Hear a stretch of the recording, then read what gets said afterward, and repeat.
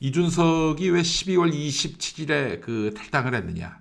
이준석이 새누리당 비대위원으로 정치에 입문했을 때가 2011년 12월 27일이었습니다. 12월 27일을 탈당일로 삼은 겁니다. 어찌 보면은 자신의 정치 인생의 분수령이 된 것이죠. 그래서 12월 27일을 아마 기점으로 삼은 것 같은데, 그러면은 왜 하필 마포 참숯갈비에서 했을까? 참숯갈비. 이렇게 디테일에 강한 이준석이 왜 하필 마포 참숯갈비에서 신당 창당, 탈당 선언을 했을까? 여러분, 마포 숯불갈비가 아닙니다. 마포 숯불갈비가 아니에요. 마포 참숯갈비입니다. 참숯갈비. 예. 한동훈 약 올리려고 참숯갈비. 마포 참숯갈비. 아니, 나는 무슨 갈비를 구우면서 신당 창당 선언한 줄 알았더니 뭐 다 치우고 접으세요. 단상 가져왔죠. 저기 액자 배경으로 했죠. 저 액자에도 뭔가 디테일이 있을 것 같아. 느낌에. 참숯갈비.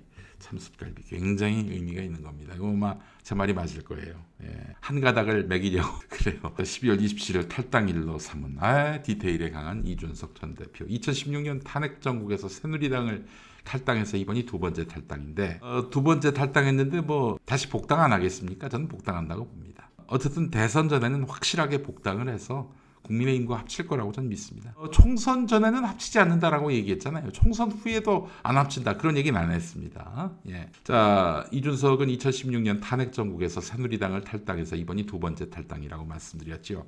2021년 6월에는 당대표에 선출이 됐는데 윤석열과 갈등을 빚다가 물러났습니다. 이미 정치에 입문할 때 윤석열은 이준석 날리겠다라고 분명히 의사를 밝히기도 했습니다. 대선 승리를 일군 저는 핵심 공신이라고 보거든요. 2대남, 3대남.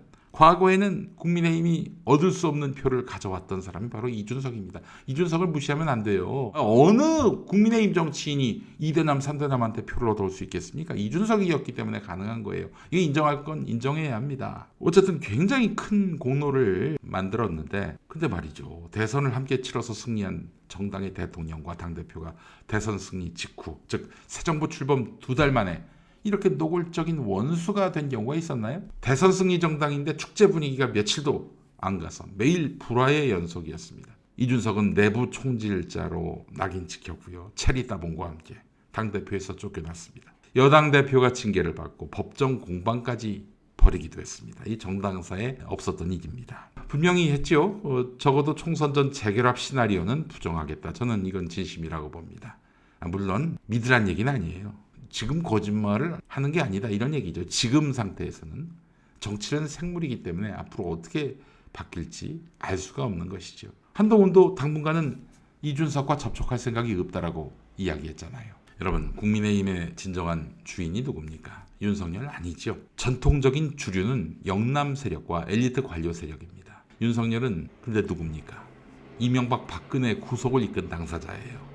단지 문재인 정부에서 조국 사태를 계기로 그 정권과 맞서는 상징적인 인물로 각인됐고 마땅한 대선 주자가 없었던 국민의힘의 필승카드로 영입된 사람 아니겠습니까? 당내 기반이 취약하다 보니까 취임 초부터 친정체제 구축에 나섰어요. 이준석처럼 이렇게 통제도 안 되고 관리가 안 되는 이런 당대표로는 정권이 무너지겠다 싶어서 자기 말 잘 들을 수 있는 사람을 갖다 앉혔어요. 그게 바로 김기현 아닙니까? 서울 강서구청장 보궐선거에서 참패한 이후에는 김기현으로는 총선을 도모할 수 없겠다 판단돼가지고 한동훈을 갖다 앉힙니다. 그러니까 결국에는 이 서울 강서구청장 선거 패배도 다 자기 책임인데, 자기 과오인데 계속 자기가 주도권을 치면서 김기현 아니고 한동훈, 그것도 자기 아바타나 다름없는 그 인간을 갖다 앉힌단 말이죠. 이렇게 여당은 한마디로 말해서 용산의 지점, 출장소가 돼버렸습니다. 보세요. 한동훈이가 정말 자기 유력 주자로 떠야 될 상황에서 한 며칠 뒤에 몰래 불러서 쫑크를 줘도 될 일인데 대놓고 경로 운운하면서 김건희 특검법 묵살하라고 뭉개버리라고 그렇게 지시한 용산 아니겠습니까? 이 지금 그냥 한동훈이가 여의도 사투리를 거론하면서 비난했습니다만 용산 사투리를 배우고 있어요. 지금 완전히 용산의 하청 업체가 돼버렸습니다. 국민의힘이. 자, 게다가 한동훈이가 이게 친윤, 이제 단물 다 빠졌다 이거죠. 그리고 당내 기득권인 영남 의원들을 쇄신 대상으로 지목했습니다. 그러기 위해서 불출마를 선언한 거 아니겠습니까? 그 빈자리를 검찰 출신, 대통령실 참모 출신으로 채우겠다. 보나마나 김건희 사람이 아주 엄청나게 많을 겁니다. 김건희 사람이 엄청나게 많을 거예요. 자, 이렇게 되면 어떻게 되겠습니까? 저는 여기서 이준석 신당의 가능성을 봅니다. 지금 수도권 영남 가리지 않고요. 총선 공천 걱정에 잠 못 이루는 국회의원들이 절대 다수입니다. 한 수도권 의원은 한동훈이 불출마 선언하면서부터 당의 구조조정하러 왔다라는 메시지를 준 것으로 이해했다라고 말했습니다. 영남권 의원 같은 경우 대구뿐 아니라 전 지역에서 불안하지 않다고 말하는 국회의원이 있다면 그는 거짓말을 하는 국회의원일 것이다 이렇게 말했다고 하고, 아무래도 희생 요구가 강해질 것 같다는 한 영남권 중진 의원의 이야기도 있습니다. 자, 영남권 내에 지금 민심이 심상치 않아요. 지금 여론조사를 보니까 보수의 심장이라고 불리는 TK조차 윤석열 지지율이 30%대로 하락하고 있단 말이죠. 자, 이거 대구의 달서 시장인가요? 그 시장, 대구시장 그 이름이 뭐지? 대구의 그 시장 가서 먹방한다고 해결될 문제가 아닙니다. 물론 윤석열이는 야, 이렇게 대구에서 내 지지율이 안 나와? 현역 의원 교체하라는 얘기군. 이렇게 생각하면서 막 교체를 할 텐데 그게 아니에요. 그게 아니에요. 개별 의원에 대한 인기가 안 좋다기보다는 국민의힘 자체에 대한 비판 정서가 커지고 있단 말이에요. 윤석열이 직할 통치하고 있는. 그래서 지금 영남 의원들은 국민의힘 간판으로 나오는 것보다는 따로 나와서 뭐 출마하는 것이 더 이득일 수도 있겠다. 이렇게 주판화를 튕기고 있을 수 있어요. 한동훈에게 쫓겨나느니 차라리 나와서 출마를 하는 것이 좋지 않겠는가, 이렇게 지금 계산을 하고 있단 말이죠. 서문시장, 죄송합니다. 서문시장, 달서시장이 왜 나왔죠? 그래서 서 하나는 맞췄네. 예.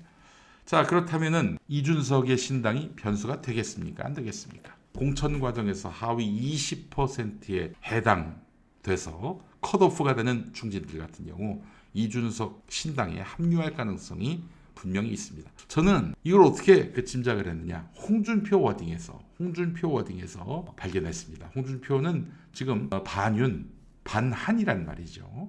예. 윤석열 그 패거리가 국민의힘을 좌지우지하는 게 굉장히 불만인 홍준표란 말이에요.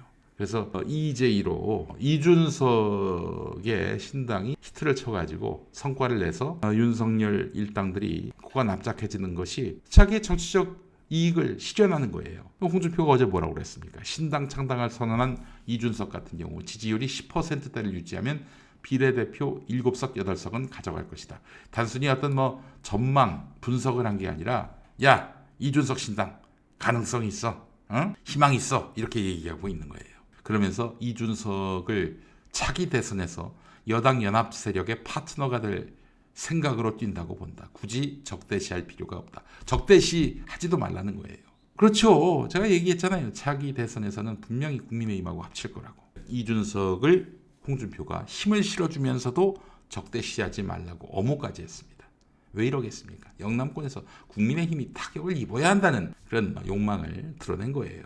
윤석열과 한동훈이 영남에서 철저하게 심판을 받기를 바라고 있는 것입니다. 사실 이준석 신당이 TK에서 당선자 내는 것은 쉽지 않을 겁니다. 그러나 국민의힘을 상대로 타격을 가할 힘은 있어요. 만약 이준석이 신당을 창당해서 4 내지 5%포인트만이라도 득표해서 영남권의 민심을 뺏는다면, 그래서 국민의힘 후보가 떨어진다면 수도권은 어떨까요? 수도권의 득표율 1, 2%로 당락이 결정되는 곳이 많은데 이 보수층 지지율을 이렇게 갉아먹는다? 이준석이? 결과는 절망적이죠. 예, 여러분, 힘이라고 하는 게 말이죠. 되게 하는 것도 힘이지만 안 되게 하는 것도 힘입니다. 안 되게 하는 것도 힘이에요. 제가 누차 얘기하잖아요. 내가 누구를 잘 되게 할 힘은 없어도 누구를 망하게 할 힘은 있다고. 그 힘이 무서운 거예요, 여러분. 게다가 이준석은요, 여러분, 거대 양당 말고 고정표를 가진 정치인 보셨습니까, 여러분? 고정표를 가진 정치인 있나요? 이낙연에겐 없고 이준석에겐 있습니다. 바로 2030 남성 세대입니다. 어제 그 펜코 이준석 지지 성향의 그 사이트가 보니까 탈당행렬이 어마어마하더군요. 온라인으로 결국 이미지로 그 정치를 소비하는 이 계층들의 이런 무서운 응집력, 지난 대선 때 민주당이 경험하지 않았습니까? 거대 양당 말고 견고한 지지층이 있는 정치인은 이준석밖에 없어요. 2030 남성이라는 견고한 지지층. 그런 의미에서 이준석을 무시해서는 안 됩니다. 이준석 신당을 무시해서도 안 되는 겁니다. 자, 영남권에서 이준석 신당이 어떤 그런 결과를 낼지 주목해 봅니다. 예, 주목해 봅니다. 이준석 신당 때문에 민주당 후보가 당선되는 일이 있을 수도 있어요. 실제로. 예, 그런 점에서도 더욱 이준석 신당의 활약이 주목됩니다. 그래요.